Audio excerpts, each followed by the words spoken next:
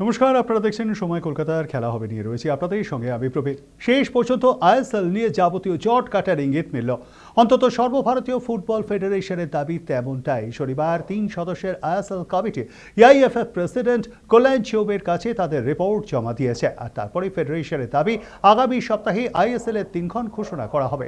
সবচেয়ে গুরুত্বপূর্ণ বিষয়, লিগ আয়োজন করবে অল ইন্ডিয়া ফুটবল ফেডারেশনে। শনিবার ফেডারেশনের এমার্জেন্সি কমিটির বৈঠক ডাকা হয়েছিল। এআইএফএফ এর 3 সদস্যের আইএসএল কমিটি সভাপতি কল্যাণ চৌবের কাছে তাদের বিস্তারিত রিপোর্ট জমা দিয়েছে। বৈঠকে সেই প্রস্তাব সরকারিভাবে গৃহীত হয়েছে। ওই কমিটি যা সুপারিশ করেছে সেই সুপারিশ অনুযায়ী লিগ হবে বলে সূত্রের খবর। সরকারিভাবে বিবৃতি জারি করে ফেডারেশনের তরফে তেমনটাই জানানো হয়েছে। যা জানা গিয়েছে তা হলো, রেফারিং থেকে সম্প্রচার, লিগ সংক্রান্ত সব খরচই বহন করবে এআইএফএফ। আর ক্লাবগুলি তাদের নিজেদের দল গঠন করবে এবং হোম ম্যাচের আয়োজন করবে। আসলে ভারতীয় ফুটবলের দীর্ঘদিনের অচলাবস্থার জেরে চাপ বাড়ছিল ফেডারেশনের ওপর। বিশেষ করে একদিন আগেই সুনীল ছেত্রী, গুরপ্রীত সিং সান্ধুরা ভিডিও বার্তায় সোজা ফিফার দ্বারস্থ হওয়ার পর সেই চাপ আরও বেড়ে যায়। এর মধ্যে ঢুকে পড়ে রাজনীতিও। অরবিন্দ কেজরিওয়ালের মতো রাজনীতিবিদরাও বিষয়টি নিয়ে কেন্দ্রের সমালোচনা শুরু করে দেন। যেহেতু ক্রীড়া মন্ত্রক নিজে দাবি করেছিল আইএসএল হবেই, তাই ফেডারেশনের ওপরেও চাপ ছিল সরকারের। ঠিকঠাক সবকিছু চললে 15ই ফেব্রুয়ারি আইএসএল শুরু হতে পারে। মাস তিনেকের এই লিগের আয়োজনের খরচ ফেডারেশন চালাবে, দলগুলি চালাবে নিজেদের দলের খরচ। ঠিক যে শর্ত ক্লাবগুলি ফেডারেশনকে দিয়েছিল সেটাও মেনে নেওয়া হলো। তবে লিগে অংশ নেওয়ার জন্য কোনো ফ্র্যাঞ্চাইজি ফি দিতে হবে কিনা সেটা এখনো পর্যন্ত পরিষ্কার নয়।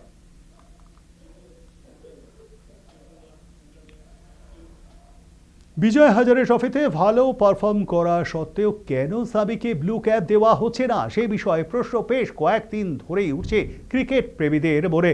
আর সেটা যে একেবারেই অযৌক্তিক নয় তার বড় প্রমাণ রঞ্জিত ট্রফি থেকে শুরু করে বিজয় হাজারে ট্রফিতে তার অর্থাৎ সাবির পারফরমেন্স। সাম্প্রতিক অতীতে ঘরোয়া ক্রিকেটে যে কোনো ফরম্যাটে বাংলার হয়ে বল হাতে জ্বলে উঠেছেন সাবির।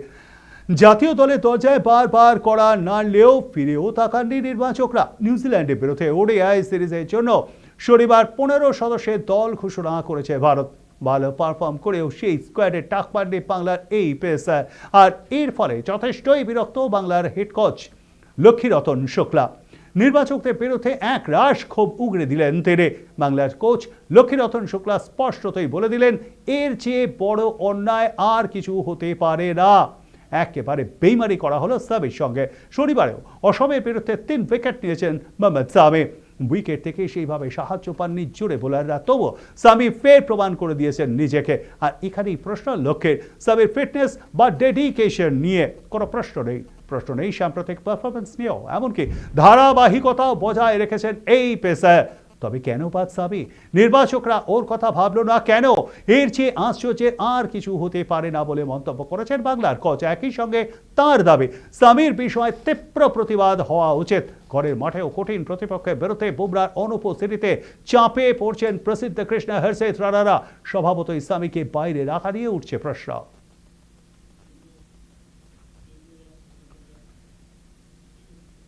মুস্তাফিজুর রহমানকে আইপিএল থেকে বাদ দেওয়ার প্রভাব টি-20 বিশ্বকাপে আদৌ ভারতে দল পাঠানো হবে কিনা তা ভাবনা শুরু করে দিল বাংলাদেশ ক্রিকেট বোর্ড। আসলে যেভাবে না জানিয়ে আইপিএল থেকে মুস্তাফিজুরকে ছেঁটে ফেলা হয়েছে তাতে ক্ষুব্ধ বাংলাদেশের ক্রিকেট বোর্ড। এছাড়া অভ্যন্তরীণ রাজনীতির চাপও রয়েছে, তাই ভারতের সিদ্ধান্তের পাল্টা হিসেবে বিশ্বকাপ নিয়ে সংশয় তৈরি করে দিল তারা। মুস্তাফিজুরকে বাদ দেওয়া প্রসঙ্গে বাংলাদেশ বোর্ডের বক্তব্য, বিসিসিআই এর অনুরোধে বাঁহাতি পেসারকে আইপিএল খেলার ছাড়পত্র দেওয়া হয়েছিল, কিন্তু তাকে বাদ দেওয়ার বিষয়ে সরকারিভাবে কিছুই জানায়নি ভারতীয় বোর্ড। বিসিবি সভাপতি আমিনুল হক বুলবুল জানিয়েছেন, বিসিসিআই সরকারিভাবে সিদ্ধান্ত জানালে এই বিষয়ে প্রতিক্রিয়া দেওয়া যাবে। তবে একথা ঠিক যে ফিজকে আইপিএলে খেলতে না দিলে বাংলাদেশ বোর্ডের সেইভাবে কিছু করার নেই। কিন্তু বাংলাদেশ ক্রিকেট মহলে খবর নিয়ে যেটা জানতে পারা গিয়েছে, ভারতীয় বোর্ডের আচরণে তারা রীতিমতো ক্ষুব্ধ। যেভাবে একটা ক্রিকেটারকে দলে নেওয়ার পর তাকে ছেঁটে ফেলে দেওয়া হলো, সেটা অপমান ছাড়া আর কিছু হতে পারে না। পাল্টা হিসেবে ভারতের মাটিতে বিশ্বকাপ খেলতে আসা হবে কিনা এই নিয়ে সংশয়ের আবহ তৈরি হয়েছে এবং বিসিবি সেটা নিয়ে চিন্তাভাবনা করছে।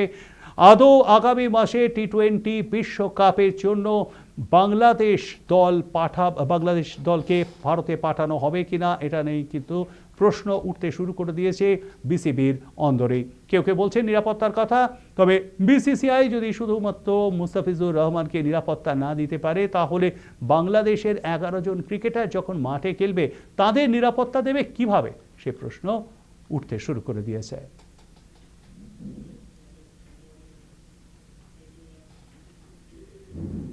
মুস্তাফিজুর রহমানকে আইপিএলে খেলতে না দেওয়ার প্রতিবাদে বাংলাদেশে সম্প্রচারিত হবে না আইপিএলে কোনো ম্যাচ। এই ঘটনা একেবারেই বেড়ে দিতে পারেনি বাংলাদেশ ক্রিকেট বোর্ড।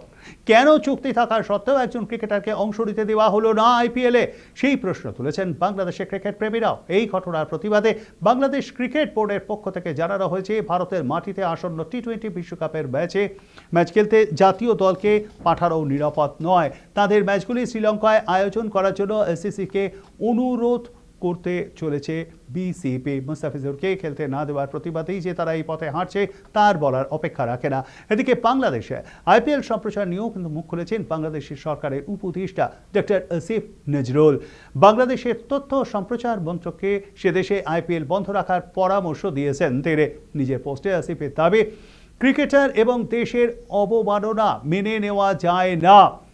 একই সঙ্গে কেন বাংলাদেশের এই ক্রিকেটারকে আইপিএল খেলতে দেওয়া হলো না সেই কারণও জানতে চেয়েছেন তারা।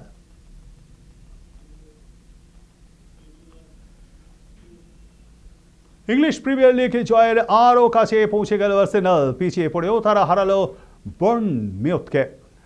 শনিবার জিতে দ্বিতীয় স্থানে উঠে এসেছে অ্যাস্টন ভিলা। সব কিছু ঠিকঠাক থাকলে 22 বছর পর ফের ইংলিশ প্রিমিয়ার লিগ জয় করবে আর্সেনাল। 20 ম্যাচের পর মিকেল আর্তেতার আর্সেনালের পয়েন্ট হলো 48। দ্বিতীয় স্থানে থাকা অ্যাস্টন ভিলার থেকে 6 পয়েন্ট এগিয়ে রয়েছে তারা। বোর্নমাউথের বিরুদ্ধে পিছিয়ে পড়েও 3-2 ব্যবধানে জয় ছিনিয়ে নিয়েছে আর্সেনাল। শনিবারের এই ম্যাচে 10 মিনিটে এভানিলসনের গোলে এগিয়ে যায় বোর্নমাউথ, তবে বেশিক্ষণ এই লিড কিন্তু তারা ধরে রাখতে পারেনি। 16 মিনিটের মাথায় সমতা ফেরান আর্সেনালের গ্যাব্রিয়েল মাগালহাস। এরপর ক্রমেই বাড়তে থাকে আর্তেতার দলের দাপট। যদিও প্রথমার্ধে আর কোনো দলই কোনো গোল করতে পারেনি। দ্বিতীয়ার্ধে শুরুর 10 মিনিটের মধ্যেই এগিয়ে যায় আর্সেনাল। 54 মিনিটে আর্তেতার দলের হয়ে গোলটি করেন ডিক্ল্যান রাইস। 71 মিনিটে তার দ্বিতীয় গোলটি করার সঙ্গে সঙ্গে আর্সেনাল এগিয়ে যায় 3-1 ব্যবধানে। 2 গোলে পিছিয়ে পড়ার পর কিন্তু আক্রমণাত্মক ফুটবল থেকে সরে যাননি বোর্নমাউথের ফুটবলাররা। 76 মিনিটে গোল করে ব্যবধান কমান এলি জুনিয়র ক্রপে। শেষ পর্যন্ত 3 পয়েন্ট নিয়ে মাঠ ছাড়েন আর্সেনালের ফুটবলাররা।